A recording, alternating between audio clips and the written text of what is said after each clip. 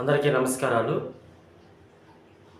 ఈరోజు షాలేం రాజు గారి మీద జరుగుతున్నటువంటి చర్చా కార్యక్రమాలు మీ అందరికీ తెలిసినటువంటి సంగతే.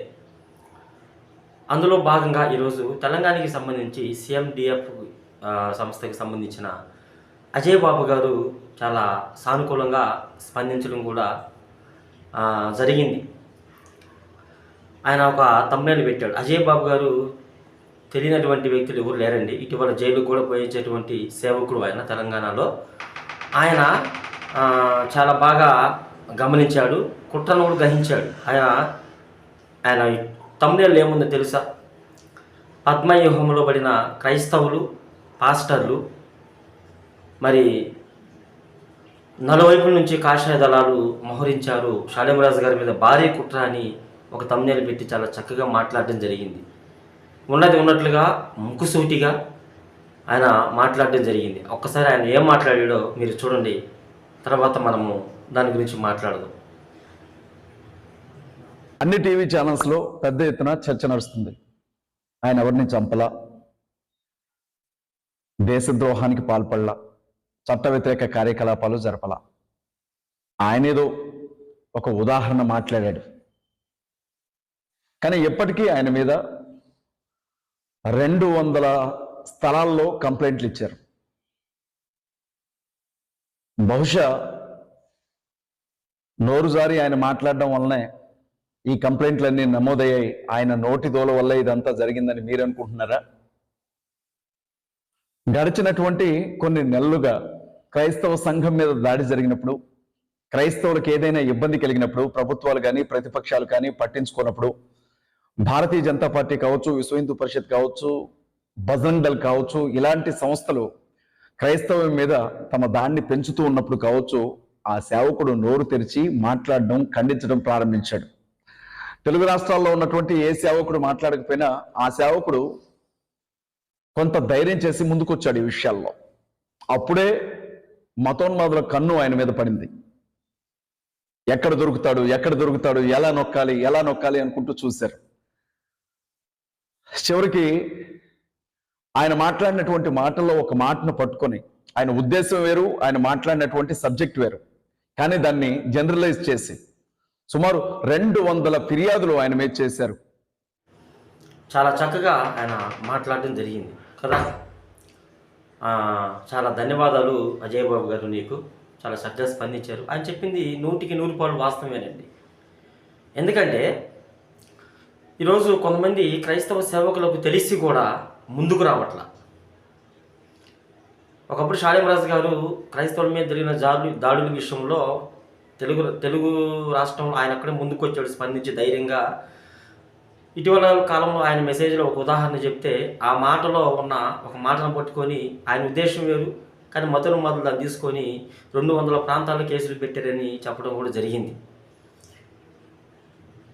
అప్పుడు షాలేం రాజు గారు ధైర్యంగా ముందుకు వస్తే, ఇప్పుడు షాలేం రాజు గారిని బట్టి, ఆయన నిజాయితీ, ఆయన వ్యక్తిత్వాన్ని బట్టి, దేవుని ఆయన ఎంతగా దమ్ముగా ప్రేమిస్తున్నాడో, దేవుడి విషయంలో ఎవరికైనా ఏదైనా జరిగితే క్రైస్తవుల విషయంలో ఎంత పట్టుగా ముందుకు వచ్చి స్పందిస్తాడో, ఆ స్పందన బట్టి ఇప్పుడు అజయ్ బాబు గారు ముందుకు రావడం అనేది చాలా శుభపరిణామం. అది చాలా శుభపరిణామం. నేను ఇందు మూలంగా క్రైస్తవ డినామినేషన్లో ఉన్నటువంటి సేవకులకు నేను తెలియజేస్తున్నానండి. వాస్తవానికి ఇప్పుడు మీరు డినామినేషన్లో సిద్ధాంతాలు అది ఇది అని చెప్పేసి మీరు కానీ వాటిని పట్టుకుని ఊగిలాడుతూ ఉంటే క్రైస్తవ్యం అనేది ఎటుపోతుందో కూడా అర్థం కావట్లా. పద్ధతిమానం ఒక సేవకుడు పోరాడితే సరిపోదు, ప్రతి ఒక్కరు ముందుకు రావాలి. డినామినేషన్ల విషయంలో ఎన్ని సిద్ధాంతాలు ఉన్నా సరే అవన్నీ ముందు ప్రక్కన పెడదాం. అన్నిటికీ కుదురుబాటు కాలంలో వచ్చును అని మనకు అపోస్తలుల కార్యంలో ఉంది.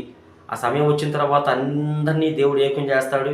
ఎవరైతే దేవునికి ఇష్టానుసారంగా నడిచారో వాళ్ళని తీసుకెళ్తాడు పరలోక రాజ్యానికి. అది వేరే విషయం. ఇప్పుడు కూడా మీరు రాకుండా షాలేం రాజు గారికి అట్నే జరగాలి అని అనుకుంటే మాత్రం నేను చెప్తున్నాను, ఖచ్చితంగా మీరు సేవకులు కానే కాదు. ఈ అజయ్ బాబు గారు చాలా చక్కగా ముందుకు వచ్చి స్పందించాడు అంటే నిజంగా నాకైతే చాలా సంతోషం వేసిందండి. మనం ఒక అతను ఎలిషా ఎలి అనే ఛానల్లో కూడా ఆయన కూడా చాలా చక్కగా స్పందించడం జరిగింది. ఏమండి, ఎందుకండి ఇప్పుడు కూడా పగలు పంతాలు క్రైస్తవ్యాన్ని నాశనం చేయాలని చెప్పేసి కాషాయదళం, బీజేపీ, బజరంగ్ దళ్, హిందూ పరిషత్ ఇట్లా కొంతమంది కావాలని దుయ్యబట్టారు.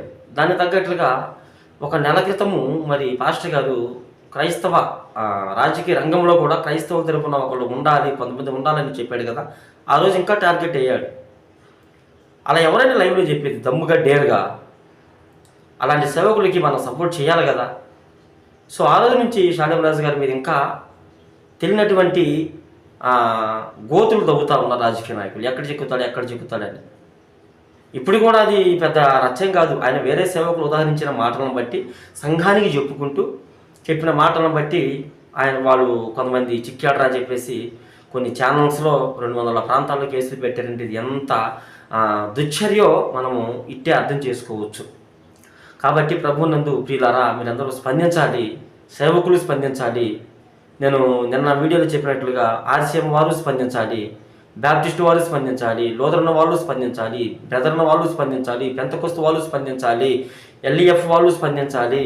ఏమండి, ఎన్నైతే ఉన్నాయో, ఎన్ని డినామినేషన్లు అయితే ఉన్నాయో మనందరము ఒక్కటి, మనందరము క్రీస్తు బిడ్డలము, మనందరము కూడా ముందుకు రావాలి. రేపొద్దున మీకేమైనా జరిగినప్పుడు ఖచ్చితంగా షాలేం రాజు గారు ముందు ఉంటారు. ఇందులో డౌటే లేదు. రాజ్యం సెక్యులర్ దేశం. ఎవరికైనా అన్యాయం జరిగినప్పుడు సేవకులు ఖచ్చితంగా ముందుకు వస్తారు. వారి పక్కన మాలాంటి వాళ్ళు ముందుకుంటారు ఆయన పక్కన.